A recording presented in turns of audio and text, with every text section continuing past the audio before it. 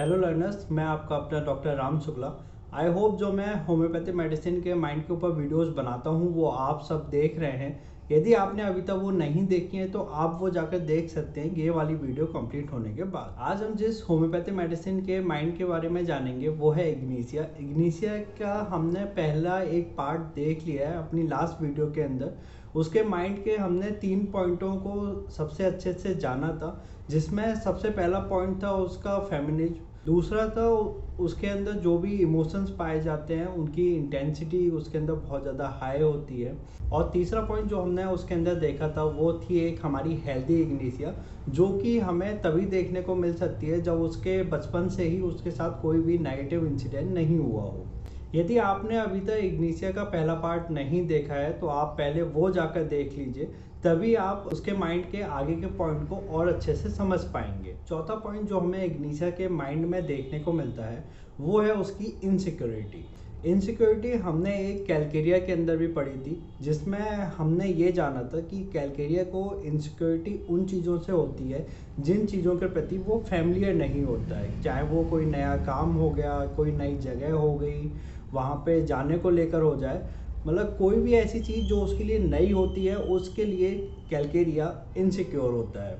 लेकिन जो इग्निशिया की इनसिक्योरिटी होती है वो उसकी खुद की ही ऐसी फीलिंग होती है कि सामने वाले ने उसको छोड़ दिया है या उसको जैसा प्यार उसे मिलना चाहिए वैसा प्यार उसे नहीं मिल रहा है। ऐसी इनसिक्योरिटी इग्निशिया के अंदर हमें देखने को मिलती है। अब ये इनसिक्योरिटी कैलकेरिया को उसके माँ बाप के थ्रू भी मिल सकती है या कैलकेरिया को अपने पार्टनर के थ्रू भी मिल सकती है। जैसे कि कुछ माँ बाप ऐसे होते हैं जो आपस में लड़ते रहते हैं, तो इग्निशिया को ऐसा लगता है कि उसे जो प्यार मिलना चाहिए वो मिल ही नहीं रहा है। ऐसी इनसिक्योरिटी ज़्यादातर तब डेवलप होती है जब इग्निशिया के माँ बाप आपस में लड़ाई करें या फिर उसका जो पार्टनर है उसकी बात को ना सुने। ऐसे समय पर इग्निशिया में ये इनसिक्योरिटी देखने को हमें मिलती है। इसको हम एबंडन के नाम से जानते हैं। एबंडन का मतलब होता है छोड़ दिया। उसे ऐसी फीलिंग आती है कि उसको छोड़ दिया है या फिर उससे कोई प्यार नहीं करता है। इग्निशिया चिल्ड्रन के अंदर ये अबेंडन पाना बहुत ही मामूली बात है। उन बच्चों को यदि उनकी जिद पूरी नहीं की जाती है तो उन्हें लगता है कि उनके माँ बाप उनसे प्यार नहीं करते हैं, या उनकी छोटी बहन या छोटे भाई या बड़ी बहन बड़े भाई को कोई ऐसा गिफ्ट मिल जाए जो कि उसको मिले गिफ्ट से काफ़ी अच्छा हो तो उसे लगता है कि उसके माँ बाप उससे प्यार नहीं करते हैं। तो जो एबेंडेंट वाली फीलिंग होती है वो इग्निशिया के अंदर आपको कहीं ना कहीं देखने को मिल जाती है। जब इग्निशिया एडल्ट हो जाती है तब भी उसके अंदर ये फीलिंग आपको देखने को मिलती है। आप ये समझ लीजिए कि इग्निशिया कैसे ना कैसे ये कारण तो ढूंढ ही लेती है कि सामने वाले ने उसे छोड़ दिया है या उससे वो प्यार नहीं करता है। अब मान लीजिए कि उसके पेरेंट्स अपने काम में बिजी हैं तो उसे लग रहा है कि वो उसको प्यार नहीं करते, या फिर मान लीजिए कि उसका पार्टनर अपने काम में बिजी है या फिर अपने बिजनेस ट्रिप पे कहीं उसे बाहर जाना है तो उसे लग रहा है कि उसका पार्टनर उससे प्यार नहीं करता, वो उसको लेके नहीं जा रहा है, कोई इंपॉर्टेंस उसको नहीं दे रहा है। तो इग्निशिया के अंदर ये वाली फीलिंग पाना बहुत ही आम बात है। और जब भी इग्निशिया पेशेंट आपकी क्लिनिक पर आएगी बहुत ही आसान तरीके से आप इस चीज़ को समझ जाएंगे कि इग्निशिया के अंदर ये वाली फीलिंग है कि सामने वाला उसको प्यार नहीं करता है, जबकि वो सामने वाले के साथ रहती है, सामने वाला उसकी पूरी इज्जत करता है, उसके बाद भी उसके अंदर ये फीलिंग आपको बहुत ही आसान तरीके से देखने को मिल जाएगी। और यही सेम फीलिंग आपको एक और मेडिसिन के अंदर देखने को मिलती है जो कि हम इग्निशिया की बड़ी बहन भी बोलते हैं, और इसका नाम अभी तक आपके माइंड में आ भी चुका होगा। जी हाँ, वो नेट्राम्यूर ही है। और नेट्राम्यूर आप जानते ही हैं कि नेट्राम्यूर भी यदि सेम इसी कंडीशन में रहे तो उसे लगने लगता है कि सामने वाले उसे प्यार नहीं करते हैं। लेकिन नेट्राम्यूर और इग्निशिया के अंदर एक डिफरेंस हमको जो देखने को मिलता है वो सिर्फ ये है कि जब नेट्राम्यूर के साथ ऐसा होता है तो नेट्राम्यूर शांत रहती है, सामने वाले को ऐसा दिखाती है कि उसके साथ कुछ भी गलत नहीं हो रहा है। वहीं यदि हम इग्निशिया की बात करें तो इग्निशिया ये इस चीज़ को चिल्ला चिल्ला के कहती है कि आप मुझसे प्यार नहीं करते हो, या फिर उसकी बड़ी या छोटी बहन को आप ज़्यादा प्यार करते हो, उसको ऐसी चीज़ें ला के देते हो, मुझे ला के नहीं देते हो। मतलब कि इग्निशिया चिल्ला चिल्ला के उस चीज़ को बोलेगी, जबकि नेट्रोम्यूर ऐसा बिल्कुल भी नहीं करती है। वो एकदम शांत रहती है और अपने आसपास के लोगों को यही दिखाती है कि कुछ भी नहीं हुआ है, सब कुछ बहुत नॉर्मल है। और जब इग्निशिया का चाइल्ड एक बार डीपली हर्ट हो जाता है तो वो अपने हार्ट के चारों ओर एक दीवार बना लेता है। मतलब कि इमोशनल चीज़ों से वो दूर रहना शुरू कर देता है। और जैसे जैसे उसकी लाइफ में कोई भी नेगेटिव इंसिडेंट आगे होते जाते हैं, ये दीवार उसकी और ज़्यादा मोटी होती चली जाती है। और ये दीवार हमेशा आपको एक एंगर के रूप में दिखाई देगी। मतलब इग्निशिया का जो एंगर होता है वो यही इमोशनल ट्रॉमा से बना हुआ उसके दीवार के चारों ओर की दीवार ही होती है, जो कि हमें ज़्यादातर तब देखने को मिलता है जब उसे ऐसा लगे कि सामने वाला उसको प्यार नहीं करता है या उसकी कदर नहीं करता है। और एक फेमिनिस्ट भी होती है इग्निशिया, तो उससे ऐसा भी लगता है कि मैं लड़की हूँ इसलिए मेरे साथ ऐसा हो रहा है। तो ये चीज़ भी हमें इग्निशिया के अंदर देखने को मिलती है। यानी कि जब इग्निशिया एक बार डीपली हर्ट हो जाती है तो उसके बाद फिर हमें उसके अंदर एंगर दिखना शुरू हो जाता है। क्योंकि हम इग्निशिया के पहले ही पार्ट में पढ़ चुके हैं कि इग्निशिया एक हेल्दी इग्निशिया होती है जब तक उसके साथ कोई भी नेगेटिव इंसिडेंट ना हुआ हो।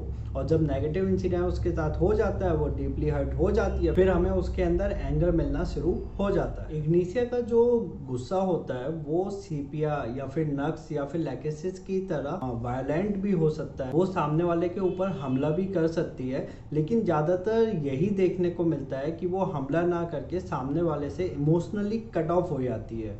मतलब कि ये सामने वाले के यदि कोई इमोशन होते हैं उसके प्रति उसमें कोई भी इमोशन नहीं रह जाते हैं।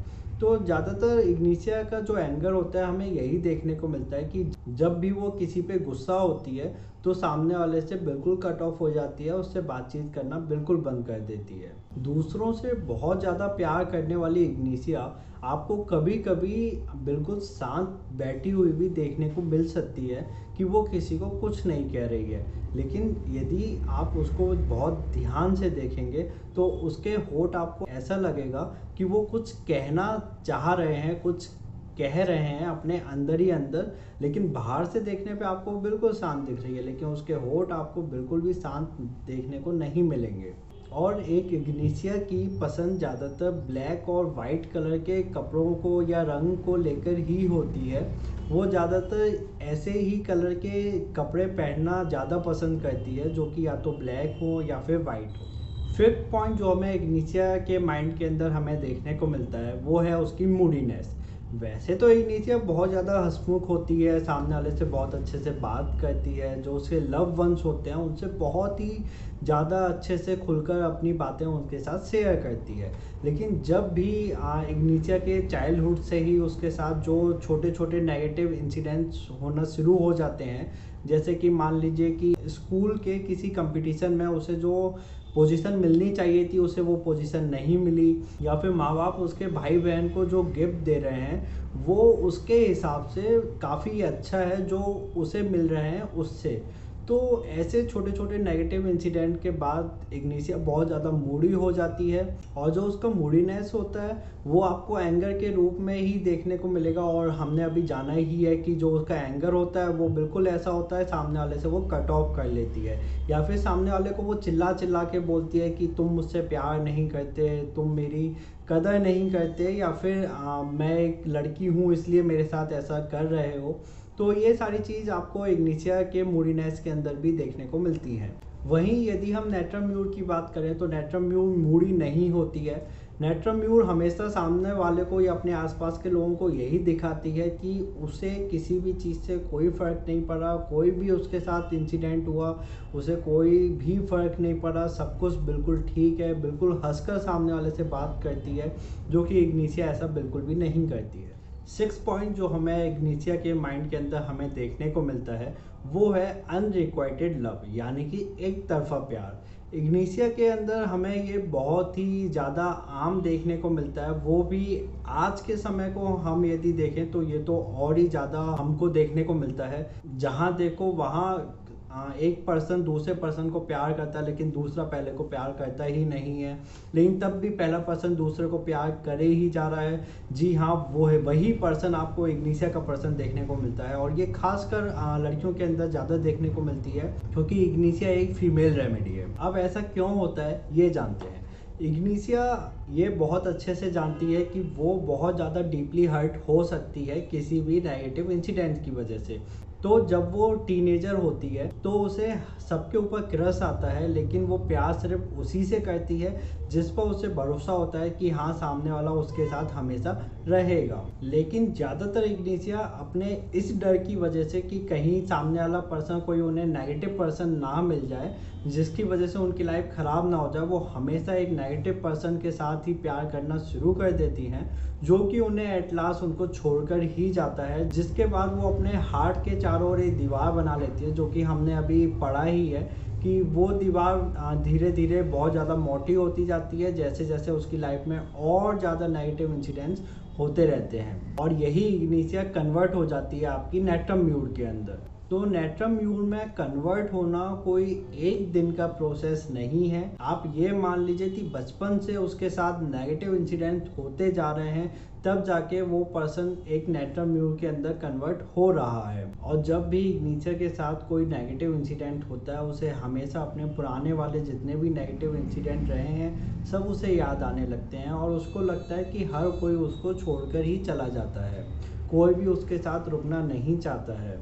और जब भी इग्निशिया का दिल टूटता है, जब भी उसका पार्टनर उसे छोड़ के जाता है, तो वो एक ग्रीफ के अंदर चली जाती हैं जिसमें उनको कोई भूख नहीं लगती है, और यदि ज़बरदस्ती उनको कुछ खिला भी दिया जाए तो वो वोमिट कर देती हैं। तो ये चीज़ भी हमें इग्निशिया के अंदर देखने को मिलती है। वो चाहती हैं कि सामने वाला पर्सन उसकी लाइफ में दोबारा से लौट आए, लेकिन ऐसा नहीं हो पाता है, जिसके बाद वो और ज़्यादा ग्रीफ के अंदर चली जाती हैं। और यदि इग्निशिया को कोई कंसोल करने की कोशिश करता है, कोई उसे एक अपना कंधा देके शांत करने की कोशिश करता है, तो इग्निशिया फूट फूट के रोने लगती है। यानी कि जब भी इग्निशिया आपकी क्लिनिक पर आएगी, आप उसके पास के बारे में जो भी सवाल जवाब करेंगे, तो जब भी उसके कोई भी रिलेशनशिप को लेके पॉइंट आएगा, तो इग्निशिया हमेशा उस पॉइंट को रो रो कर ही आपको बताएगी। एक और चीज़ हमें इग्निशिया के अंदर ये देखने को मिलती है कि जब भी वो अपना पार्टनर चूज़ करती है,